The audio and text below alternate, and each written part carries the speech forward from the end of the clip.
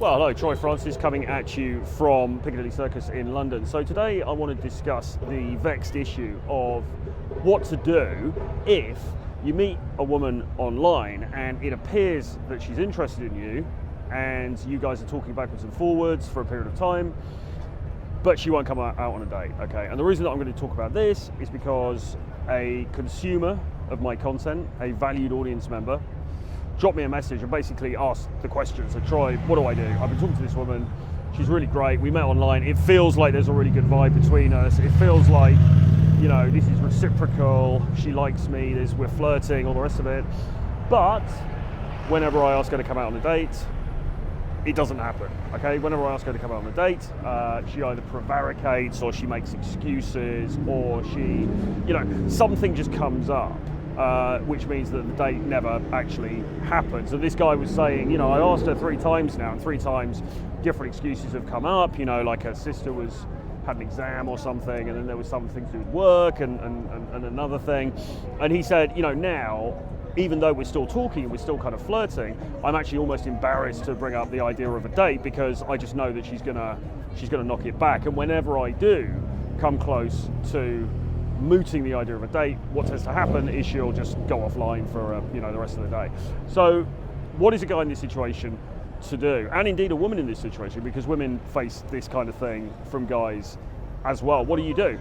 Well, what you have to do is, as Mr. Rollo Tomassi has said, and he's co-opted this from Marshall McLuhan, from the famous expression, the medium is the message. Okay, the medium is the message, all right? If somebody is prevaricating with you, if they're not actually prepared to come and meet you in person so that you guys can sit down, have a cup of coffee, have a drink, whatever, and see if there's some chemistry there in real life, see if there's a compatibility there in real life, then I'm sorry to break it to you, but they're not interested, or at least they're not interested sufficiently to actually get off their butt and come and meet you, which really is what you want. I mean, that's kind of like the main thing, isn't it? So you've got to look at the actions rather than the words. Now, okay, splitting hairs, I know we can say, well, it's an action that she messages me all the time. I get that, but really that still comes under the category of discourse, okay? She's having discourse with you, fine, that's one thing, but what are her actions doing? Is she actually making time to come and see you? Now, the reality of the matter is that if a woman wants to meet a guy, she will crawl over broken glass in order to make it happen. She'll cancel appointments, she'll cancel holidays, she'll cancel girls' trips, all this kind of stuff in order to meet that guy if she considers him to be a high-value man, okay? So if she's not doing that for you, then that in itself tells you something. And there's a big problem here with what we might term denial, okay? And or delusion, perhaps, self-delusion, okay? And the problem is this: when we like somebody, when we're attracted to somebody, we will often make excuses for them, and we will often look at their behavior and try to interpret their behavior in a charitable manner, or in a manner that is beneficial to us, okay? So we will try to interpret whatever they do and say, okay, yeah, but look at this thing she did, or look at this thing she said. That shows she must like me because she put 3 kisses at the end of her last message, or she used a little winky face, or she put a heart or something on the message. So I can see she likes me, and yeah, she couldn't come on the date because her sister was ill, or her sister had a work project to do, or whatever. Totally fair enough. But we kid ourselves, you see. We hang on to these little threads and we kid ourselves. And the reason that we do that, if we're invested in somebody, is because we don't want to feel the pain of accepting that actually this thing's never going to go anywhere. But as a rule of thumb, if you've been talking to somebody for a number of weeks, assuming they're in the same city and it's practical for you guys to meet up, I mean, okay, if you're in different countries, you shouldn't really be doing that anyway, but that's a separate video. But if you guys are in the same country and you've been chatting backwards and forwards, you're in the same city, and conceivably you could meet any night of the week for a drink or to grab a coffee, and she's not doing that for whatever reason, you know, coming up with different excuses and things, then the truth of the matter is she's just not that into you, to coin the phrase. She's just not that into you, all right? Because if she was, she would make it happen. It's not difficult to, in a city like London, okay, it's big, it's spread out, people live in different areas, but it's not difficult to make an arrangement to meet up for an hour and a half, to grab a coffee, and to see if there's chemistry there in real life. It's not hard to do.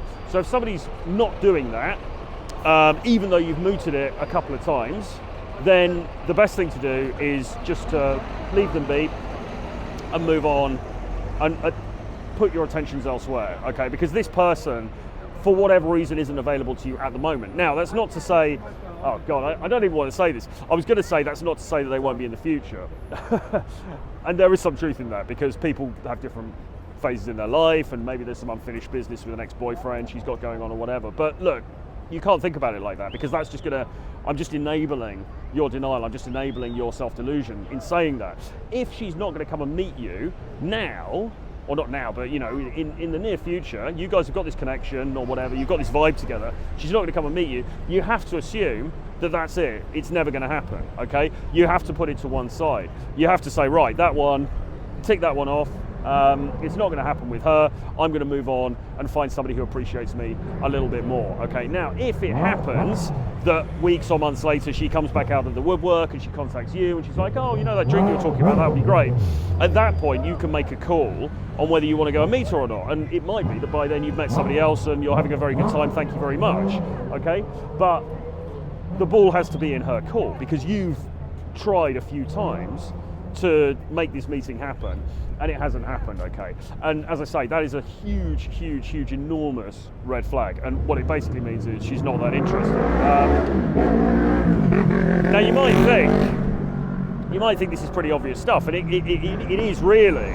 But as I say, what you're not taking into account is the level of delusion that we can all fall into when we really like somebody. I would say also that this is symptomatic of online dating in particular. Now this kind of thing will also happen if you've met in real life, so that, you know, I've certainly been fixated or had sort of, you know, big crushes on girls in the past who I met in real life, and I was thinking, oh, maybe next time she's going to come and meet me for that drink, and it never happened. So it certainly happened to me from real life meetings as well, but it's absolutely symptomatic of online dating, okay? Because really, how well do you even know this person? If you haven't even met her in the flesh yet, you just met her on some dating site and you've been chatting, okay, it might seem like there's a really great vibe there, it might seem like there's real chemistry, but until you've actually met in real life, you've sat down next to each other in a coffee shop or a bar, you've had a conversation, and you've really got that, you've seen into the whites of her eyes, and you've really got that sense of her as an actual human being, there's not really a lot to go on, to be honest. You know, it's very ephemeral, okay? So, but you know, we look at their pictures, we look at those, oh, there's that cute picture when she was on holiday in Greece in 2018, she looks so good, oh, she's amazing, she's the woman for me. You've got to put all that aside, okay? Until you've met her in real life, none of it means anything, which is why you should, in reality, be improving your social skills and actually meeting people in real life as well. Because the online dating stuff, great, you know, it would be foolish, given the state of technology on this planet, not to utilize that to some degree, but meeting in real life is always going to trump online dating, because you just get that chemistry in real life, you get that immediate connection, you can test that chemistry immediately and see whether actually there is a vibe between you guys or not, rather than messaging backwards and forwards on an app for ages and then only to meet up and have to go out for drinks with somebody that you don't really get on with, okay? So bear that in mind, and if you want to improve your ability with socializing, with meeting people in real life, then you can drop me a message at troy@realtroyfrancis.com, or you can book a free call with me on my Calendly link, which is below. You can also grab my collection of 11 books, which is called Renegade Dating Blueprint. There's a link for that below. Support the channel on Patreon, because we are not monetized here, and it really helps out in terms of keeping the show on the road. Hope you enjoyed the video. I will see you guys again very soon. Bye-bye.